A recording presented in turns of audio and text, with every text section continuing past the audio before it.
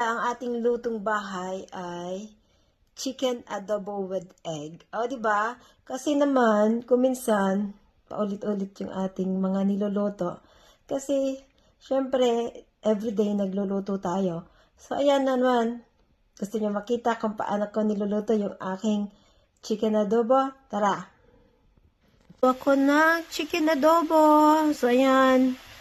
Palambutin muna natin kaunti bago lalagyan pa ng mga ibang sangkap. Minarinate ko na to, kaya may mga ano siya, may garlic na siya at garlic powder, salt, at saka paminta. Soy sauce, pero lalagyan pa natin yung ibang sangkap mamaya-maya. Chicken adobo. Pakita ko sa inyo kung paano ako magluto ng aking chicken adobo. Ay, ayan. Luluto pa lang, kakalagay ko pa lang. So, kaya, hintayin natin ng kaunti. Takpan ko muna at palambutin muna natin. Na-marinate ko na rin naman yan. Lalagay pa natin yung ibang mga ingredients. Dahil nga medyo nalaga-laga na yung adobo ko. So, kung mahilig kayo sa garlic, ayan ako, mahilig ako sa garlic. Ilagay ko na yung mga ibang mga sahog-sahog dyan. So, ang dami kong garlic nilagay kung nakikita nyo. Kasi mahilig nga kami sa garlic. Masarap ang adobo pag maraming garlic. So, ngayon, ayan, ano muna natin, timpla-timplahin muna natin. Pero, nilagay ko muna yung garlic dahil para lumasa. Dahil nga may nag-request na magluto daw ako ng adobong manok. So, ito na nga, oh. Special yan kasi request tapos gusto pa may egg. So, ayan na. At gusto ko rin kumain ng adobong manok actually. So, ito ang ating lutong bahay. Ito na yung aking adobong manok, my own version. Ganito ang aking adobo. Kain tayo. Sarap yan. Maluluto na. Special. Mayroong egg syempre. Tikman ko muna.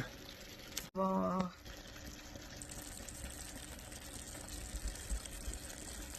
Ayan ang aking adobo. Ganyan ako pag nagluto.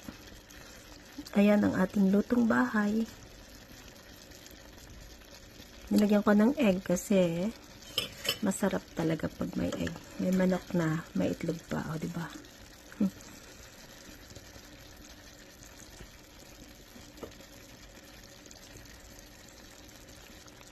Ito na, luto na. Pwede na. Adobong manok, ang lutong bahay.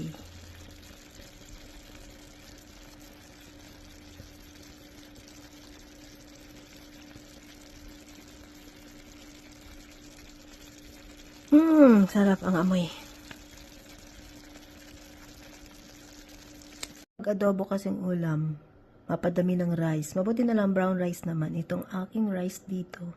So, kaya ayan, adobo with rice ang ating menu ngayon. Tamang-tama, sabay na sila ng rice na luto, kaya kakain na.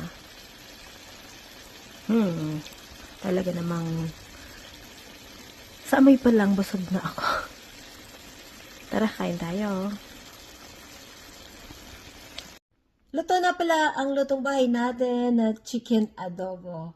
So, ayan with egg. Kaya, kakain na tayo. Siyempre, matching with rice.